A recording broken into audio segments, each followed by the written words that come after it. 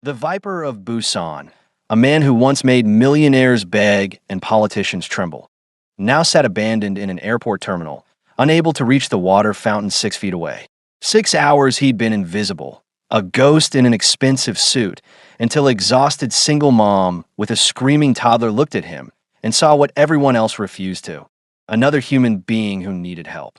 Welcome, where stories hit different. Don't forget to subscribe and tell us where you're watching from. Youngwoo Park had exactly $47 in his pocket, a dead phone, and the kind of desperation that tastes like copper pennies on your tongue. Terminal 7 at LAX was a circus of controlled chaos. Businessmen speed walking toward gates like their lives depended on it, families arguing about lost boarding passes, teenagers glued to phones, and one very alone Korean man in a wheelchair that cost more than most people's annual salary. The wheelchair was state of the art, imported from Germany, with enough technological bells and whistles to practically drive itself. Too bad Youngwoo couldn't charge his phone to actually use any of those features.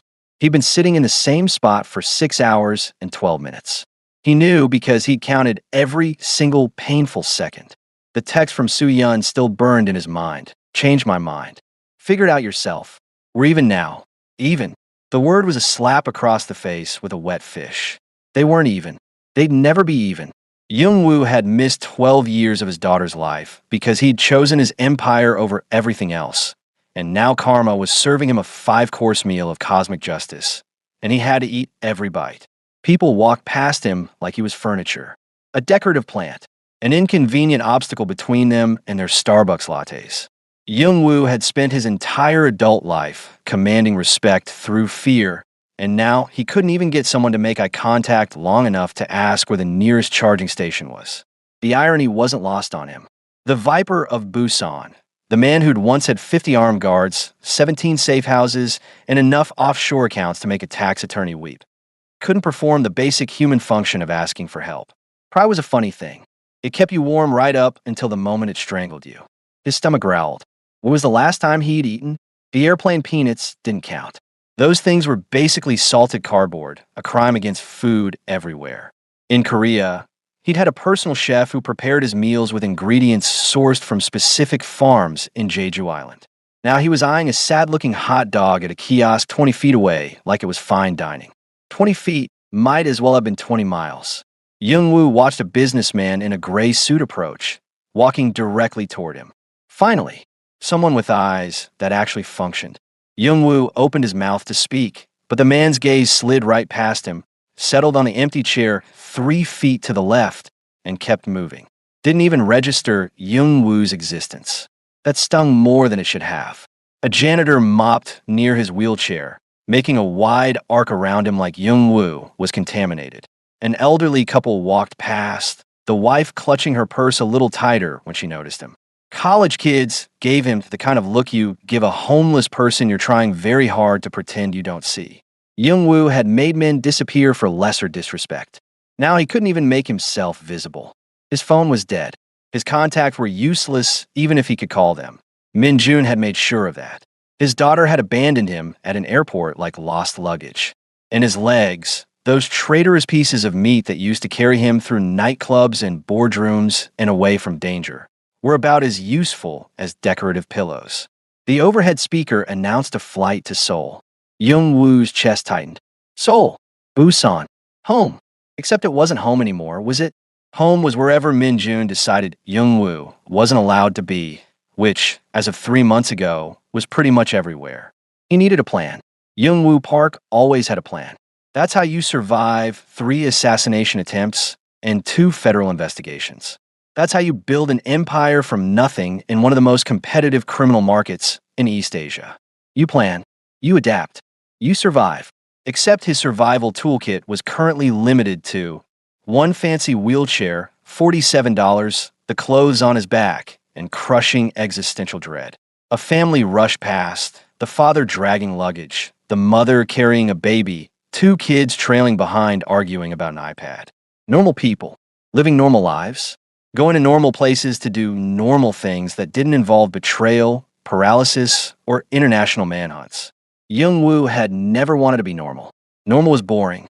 Normal was working 60 hours a week to afford a mortgage you'd spend 30 years paying off. Normal was settling. But right now, watching that family disappear toward their gate, Normal looked pretty damn good. His wheelchair beeped, low battery warning. Perfect. Just perfect. In approximately 45 minutes, even his chair would abandon him. He'd be completely immobile in one of the busiest airports in America, unable to call anyone, unable to move, unable to do anything except sit there and contemplate the spectacular collapse of his entire existence. The mighty Viper of Busan, reduced to checking his wheelchair's battery life like it was a phone he desperately needed to last through the day. That's when he heard it. A voice. Female. American. Exhausted. Jaden, baby, Mama told you 3 times we don't run in airports. 3 times. Young-woo looked up, and his entire life changed direction. Keisha Williams was operating on exactly 45 minutes of sleep, 2 gas station energy drinks, and the kind of determination that comes from being a single mother who's already survived 3 canceled flights, 1 lost diaper bag, and Jaden's complete psychological breakdown over not getting the blue juice box. The blue juice box. As if the red one contained poison. She was dragging 2 rolling suitcases that had seen better decades, a car seat that weighed approximately 900 pounds, and her 3-year-old son who decided that the airport floor was lava and therefore required being carried everywhere like a tiny, screaming emperor. Keisha's back hurt. Her feet hurt. Her soul hurt. And then she saw him. The man in the wheelchair, sitting alone near gate 47, looking like someone had personally informed him that happiness was canceled indefinitely. He was Asian, Korean, maybe wearing a suit so expensive it probably had its own insurance policy. His face carried the kind of exhaustion that comes from somewhere deeper than just lack of sleep. This was existential tiredness, the kind that settles into your bones. Keisha knew that look. She'd seen in the mirror often enough. Everyone was walking past him. Everyone. Like he was invisible. Like he didn't exist. And something about that made Keisha's chest tight with the kind of anger that comes from watching people be casually cruel without even realizing it. She'd been invisible before. When you're a single black mom in America, invisibility comes standard with the package. People look right through you in stores, assume you can't afford things, watch you a little too closely in nice neighborhoods. Invisible until they need something to judge. Then suddenly you're the most visible person in the room. So Keisha did what Keisha does. She walked right up to this stranger and asked, "Baby, why are you sitting here all alone? Where your people at?" The man blinked at her like she'd just spoken in ancient Sumerian. His mouth opened, closed, opened again. No sound came out. He looked utterly bamboozled, as if the concept of another human being addressing him directly had short-circuited his entire brain. "You hungry?" Keisha didn't wait for an answer. She was already digging through her purse, that magical Mary Poppins bag that contained everything from baby wipes to her grandmother's church fan to, apparently, sandwiches. "You look hungry. Here, I got extras." She pulled out a slightly squashed peanut butter and jelly sandwich in a Ziploc bag. Grape jelly. The good stuff. The man stared at the sandwich like it was an alien artifact, like she just offered him a live grenade with a smiley face drawn on it. "It's peanut butter," Keisha explained, jiggling Jaden on her hip. "You're not allergic, right? Please don't be allergic. I cannot handle another medical emergency today." Jaden already tried to eat a penny at security. Youngwoo's translator app on his phone would have been helpful right about now, except his phone was deader than disco. He caught maybe every 3rd word. Hungry, peanut, emergency, penny. What was happening? Who was this woman? Why was she talking to him? "You speak English?" Keisha asked, already settling into the chair next to him like they were old friends. She handed Jaden her phone with a Cocomelon video queued up, the parenting equivalent of a sedative. "It's cool if you don't. My cousin Tasha's boyfriend is from Mexico, and he barely speaks English, but somehow they communicate just fine. I think they just argue in both languages simultaneously. It's wild." Young-woo managed to croak out, "English small. Small English. That's perfect. I know small Korean." Keisha held up her fingers in a tiny gap. "Like this much. I watched Squid Game. Twice. I know how to say." She paused, clearly trying to remember. "Annyeonghaseyo?" The pronunciation was absolutely massacred, like the Korean language had been put through a blender and served as a smoothie. But Youngwoo, the Viper of Busan, the man who once made a Russian arms dealer cry during negotiations, felt the corner of his mouth twitch. Almost smiled. He'd forgotten his face could do that. Close, he said carefully in English. Close. See, we communicating already. Keisha beamed. I'm Keisha. This is Jaden. He's 3, and he's currently obsessed with excavators. Don't ask him about excavators unless you got 45 minutes to spare. Youngwoo, he replied, his English rusty from disuse but functional enough. John Woo? Like the action movie director? That's dope. Keisha was already unwrapping the sandwich. You want half? I actually have like 3 more of these. I made them this morning thinking the flight would have food, but she made a disgusted noise. They wanted to charge me $12 for a turkey wrap that looked like it was made during the Obama administration.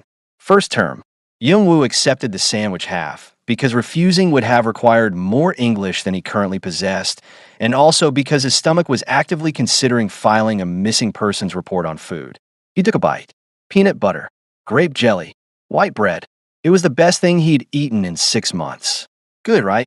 Keisha said, watching him with satisfaction. Jaden won't eat them anymore because he saw some YouTube video saying peanut butter is made from bugs or whatever. Kids are ridiculous.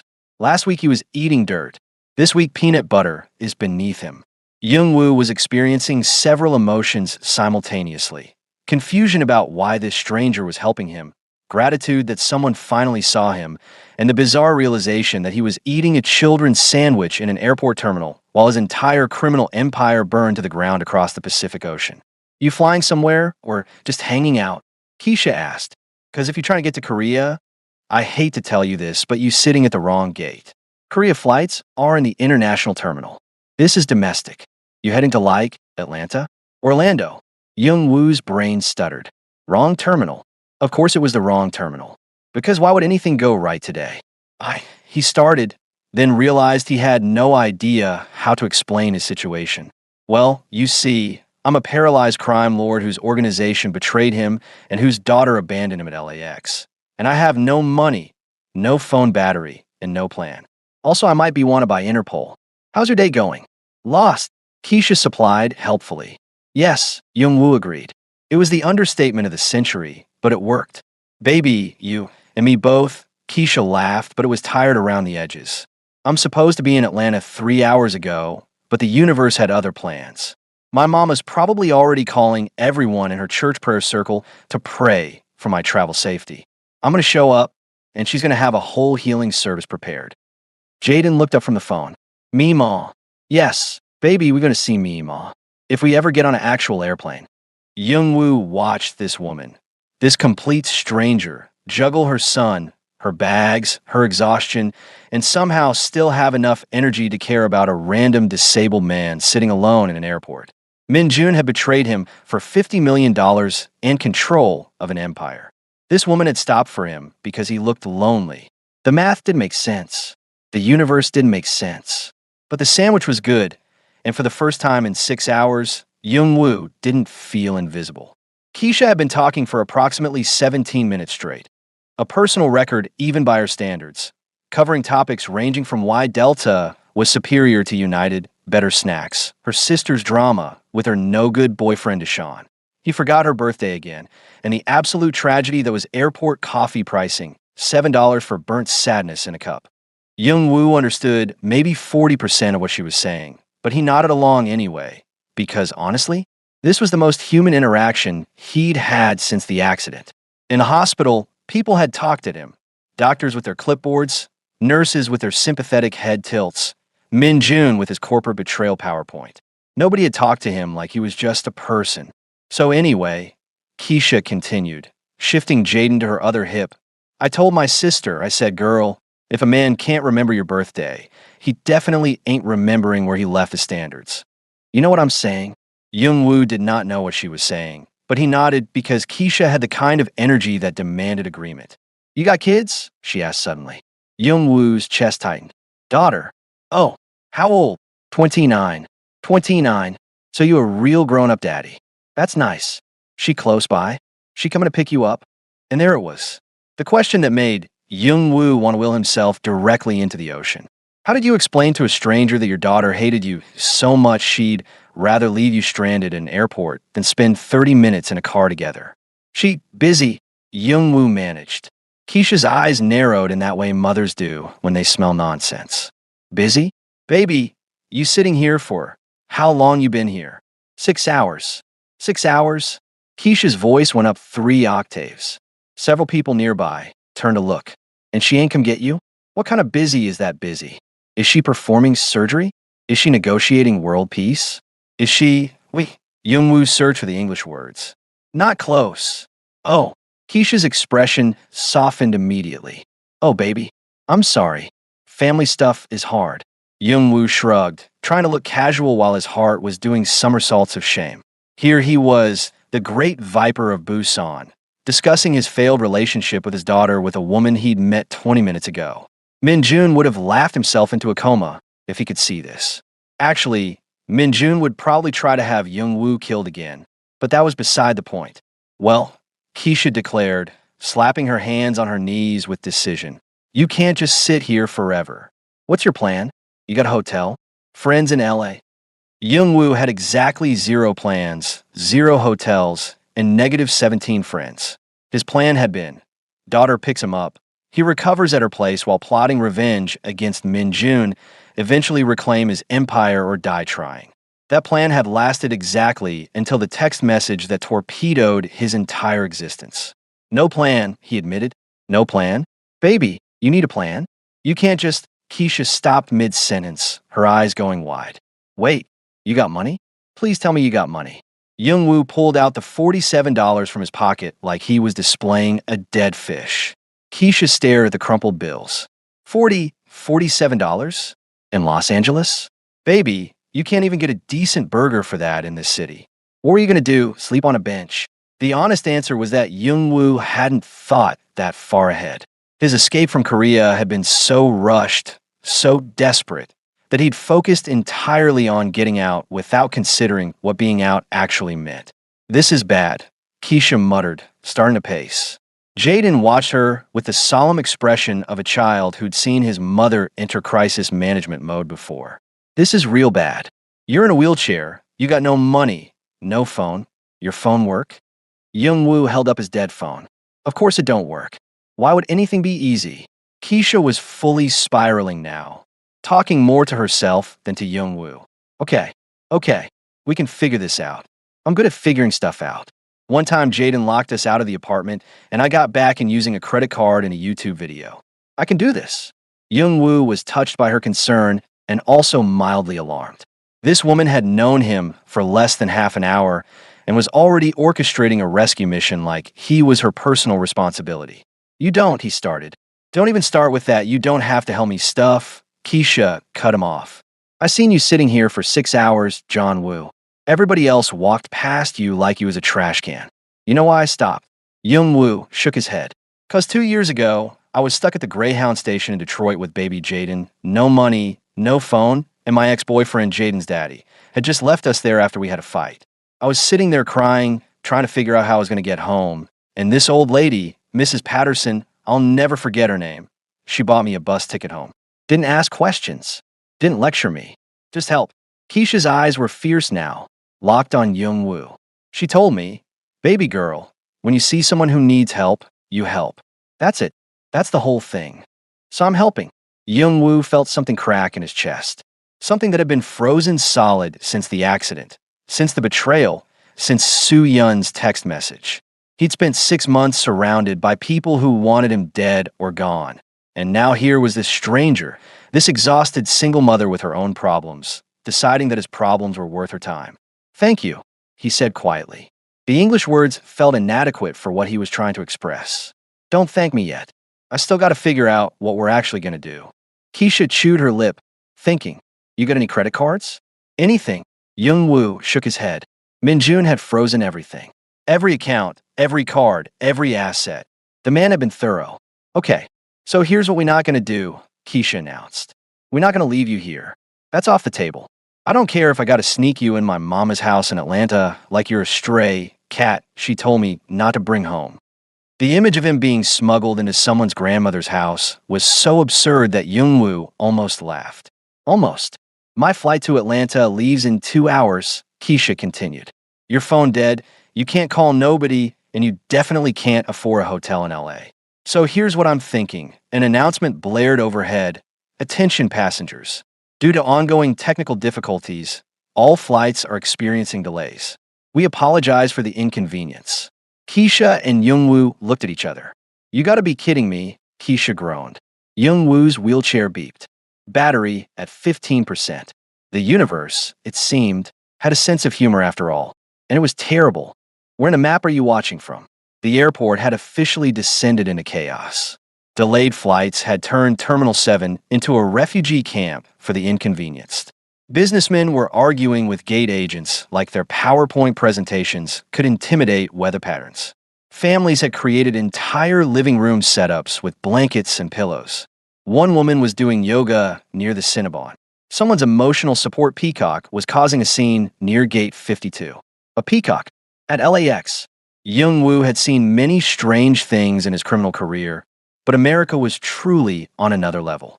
Keisha had claimed 3 chairs near an outlet, worth more than gold in an airport during delays, and was attempting to charge Youngwoo's phone using a cord she'd MacGyvered from her own charger and what appeared to be sheer willpower.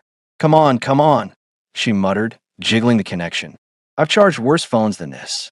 One time I kept my phone alive for 3 days using a car battery and pure spite. Youngwoo believed her.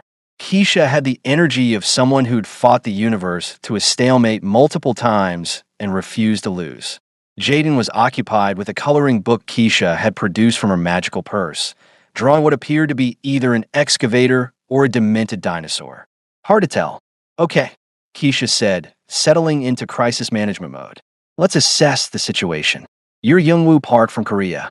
You're paralyzed? Accident. Youngwoo hesitated, then nodded. Close enough. You got a daughter who left you at the airport, no money, no friends in LA, and she gave him a pointed look. I'm guessing there's more to this story than you're telling me. Youngwoo's poker face had been legendary in Seoul. He could bluff his way through million-dollar negotiations without flinching. But Keisha Williams stared at him with the x-ray vision of a woman who'd heard every excuse in the book and several that weren't in the book, and Youngwoo felt his defenses crumble like a sandcastle in a tsunami. Complicated, he managed. Baby, my life is an entire TV drama. Try me. Youngwoo looked at this woman, really looked at her.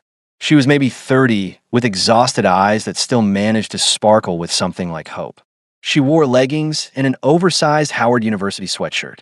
Her hair was pulled back in a messy bun that suggested style was the last thing on her priority list after Keep Child Alive and Catch Flight. She had absolutely no reason to help him, every reason to walk away. And yet here she was, trying to charge his phone like it was a matter of national security. Bad people, Youngwoo said carefully. In Korea, looking for me. Keisha's eyebrows shot up. Bad people? Like bad? Like mafia bad, or like you owe money to a loan shark bad? Youngwoo made a SOSO gesture with his hand. Oh my God, Keisha breathed. You're in witness protection or something? Something, Youngwoo agreed. It was easier than explaining he was the mafia. And your daughter won't help you because she hate me. The bluntness of it seemed to catch Keisha off guard. She sat back in her chair, processing. Jaden chose that moment to hold up his drawing. Mama, look, excavator. That's beautiful, baby, Keisha said automatically, then turned back to Youngwoo. She hate you. Or like teenager, I hate you, but she actually loves you? Real hate. Damn. Keisha was quiet for a moment. What you do? Youngwoo considered lying, considered deflecting. But something about Keisha's directness demanded honesty. I choose work, not choose her. Many years. Understanding flickered across Keisha's face. You weren't there. No. And now you need her, and she said, figure out yourself. Youngwoo nodded. That's cold, Keisha said, but there was something in her voice that wasn't quite judgment. But I get it. My daddy wasn't there either. Left when I was 6. Showed up at my high school graduation like he deserved a trophy for the bare minimum. She shook her head. I didn't talk to him for 10 years after that. You talk now. He died, Keisha said simply. Heart attack. And you know what the worst part was? I was still mad at him. Even at his funeral, I was sitting there thinking, you don't get to die before I forgive you. That's not how this works. Young-woo understood that feeling intimately. Anger was easier than grief. Resentment was safer than forgiveness. I'm sorry, he said. Yeah, well, Keisha shrugged. Can't change the past. Only thing we can control is what we do right now. She looked at him pointedly. You gonna try to fix things with your daughter? She not want fix. That wasn't the question. I asked if you're gonna try. Young-woo opened his mouth, then closed it. In all his planning, all his schemes about revenge against Min Jun, reclaiming his empire, surviving, he hadn't actually thought about Soo-yeon beyond her utility as an escape route. He hadn't considered that maybe, possibly, he owed her more than just showing up when he needed something. I don't know, he admitted. Well, that's honest at least, Keisha said. Look, I don't know your whole situation, but know what it's like to have a parent who wasn't there. And I know what it's like to need help and have everyone pretend they don't see you. So here's what we're gonna do. She leaned forward, and Young-woo recognized the expression on her face. It was the same expression he'd worn countless times before negotiations, before hostile takeovers, before battles that would determine the fate of his organization. It was the look of someone preparing for war. My flight's delayed another 3 hours, Keisha continued. Your phone's charging. We're gonna figure out your next move. You got enemies in Korea, fine. You're an American now. Fresh start. But first, she pulled out her phone. We're gonna get you somewhere safe for the night because you're not sleeping on an airport bench like a Christmas movie character. I have no money, Young-woo reminded her. I got a credit card with exactly enough room on it for maybe one cheap motel room, Keisha said. And before you start with the pride thing, let me tell you something my grandmama used to say. Pride don't keep you warm at night, and it damn sure don't keep you safe. Young-woo stared at her. You use credit card? For stranger? You ain't a stranger no more, John Woo. We shared a peanut butter sandwich. That's legally binding friendship in most states. Despite everything, the betrayal, the pain, the absolute catastrophe of his life, Young-woo felt his lips twitch into something resembling a smile. Why you help me? Keisha looked at him for a long moment, then at Jaden coloring peacefully, then back at Young-woo. Because somebody helped me when I needed it, she said simply. And because everybody deserves a second chance. Even daddies who weren't there. She paused. Especially them. Young-woo's phone buzzed. 5% battery. Enough to make calls. So, Keisha said, standing up and brushing off her leggings like she was preparing for battle. We gonna sit here feeling sorry for ourselves? Or are we gonna make a plan? Young-woo looked at this woman, this absolute force of nature in human form, and made a decision. We make plan, he said. Keisha grinned. That's what I'm talking about. Now, first thing, we gotta get you away from this terminal before your wheelchair dies. Second thing, Keisha, Young-woo interrupted. Yeah. Thank you. She waved him off. Thank me when we actually survive this mess. Now come on. We got work to do. And just like that, the Viper of Busan found himself taking orders from a single mom from Detroit. Stranger things had happened, but not many. 3 months later, Young-woo Park was learning to make kimchi in Keisha's mother's kitchen in Atlanta. This was not how he'd envisioned his life going. No, baby, you gotta really massage the cabbage, Mrs. Williams instructed, her hands demonstrating the proper technique.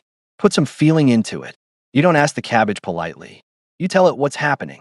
Young-woo, the former Viper of Busan, was being lectured about vegetable massage by a 72-year-old black woman from Georgia who called everyone baby and had opinions about everything. Like this? He asked, pressing harder into the Napa cabbage. Better.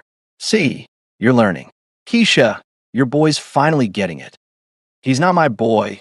Mama, Keisha called from the living room where she was helping Jaden with his alphabet. We're business partners. Hum. Mrs. Williams hummed in that way that meant she didn't believe a single word. Business partners who live in my house and make kimchi together on Sunday mornings.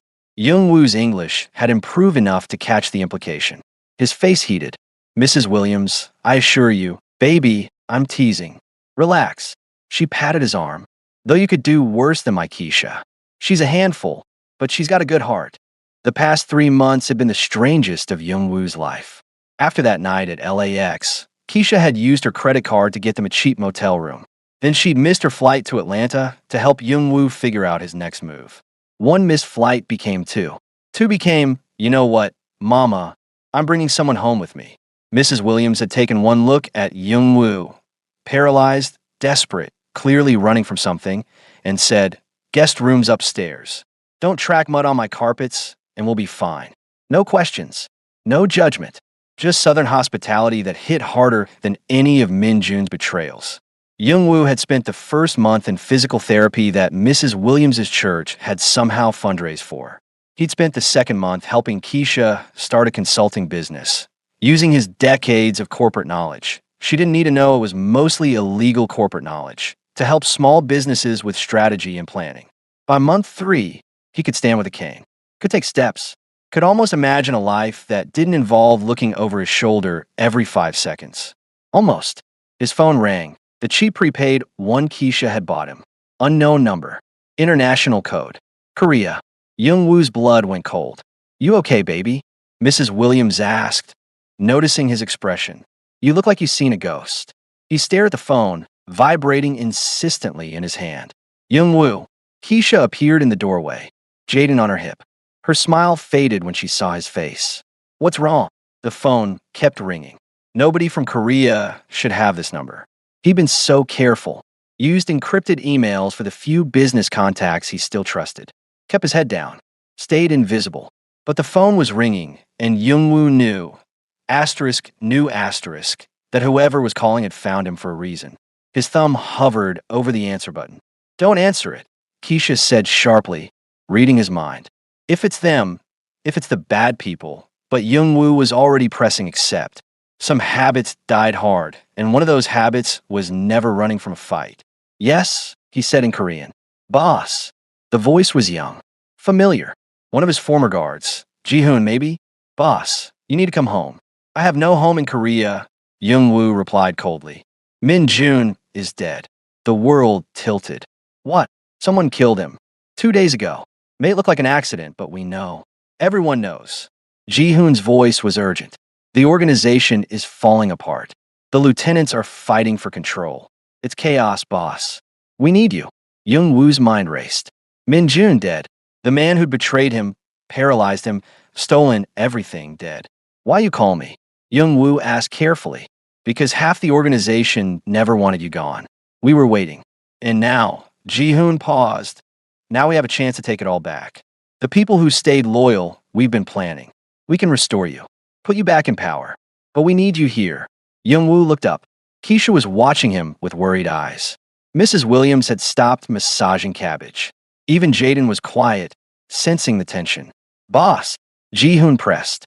"What do you want us to do? What did he want?" 3 months ago, the answer would have been immediate. Revenge, power, restoration of his empire. The Viper of Busan would have been on the next plane, ready to reclaim what was his. But that was 3 months ago, before Keisha, before Mrs. Williams, before Sunday morning kimchi lessons and honest work and learning what it meant to be visible for the right reasons, before he'd started to become someone he didn't hate. "I need time," Young-woo said finally, "to think." "We don't have time," Ji-hoon urged. "If you don't come back now, someone else will take control. This opportunity won't last." 24 hours, Young-woo said. "I call you tomorrow." He hung up before Ji-hoon could protest. The kitchen was silent except for the ticking of Mrs. Williams's rooster clock. "What was that?" Keisha asked quietly. Young-woo set down the phone, looked at the kimchi they'd been making. At this kitchen in Atlanta, so far from Busan. At this life he'd accidentally built from the wreckage of his old one. "My past," he said, "calling me home." And Keisha's voice was carefully neutral, but her eyes were sharp. "You going?" Young-woo opened his mouth to answer. His phone buzzed. A text message. Unknown number, but he recognized the style immediately. From Soo-yeon. "I heard about Min Jun. I know they'll call you. Don't go back, Dad. Please. You'll die there, and I just got you back." Another buzz. This time from Ji-hoon. "Forgot to mention, there's a price on your head if you don't come back. The other faction sees you as a threat either way. Clock's ticking, boss." Young-woo stared at both messages. The Empire was calling him home. His daughter was begging him to stay. And somewhere between Atlanta and Busan, between the man he'd been and the man he was becoming, Young-woo had to make a choice. Keisha crossed her arms. "So what's it going to be, John-woo? You going to go be the Viper again?" Or are you going to stay here and keep being the man who makes terrible kimchi but shows up for people who need him? Mrs. Williams added quietly, "Can't run from your past forever, baby. But you also can't let it swallow your future." Jaden looked up from his coloring book. "Mr. Wu staying?" Four pairs of eyes watched Young Woo Park, former crime lord, current kimchi student, man caught between two worlds. He picked up his phone and made a call that would change everything. To be continued. Comment "Don't go back" if you think Young Woo should stay in Atlanta and build his new life, or reclaim the empire if you think he should return to Korea and take back what's his. Only people like Min Jun, backstabbers who choose power over people, wouldn't engage. Don't be like Min Jun. Drop your vote in the comments and hit subscribe to find out what Young Woo decides. The next chapter drops soon, and trust me, you do not want to miss what happens next.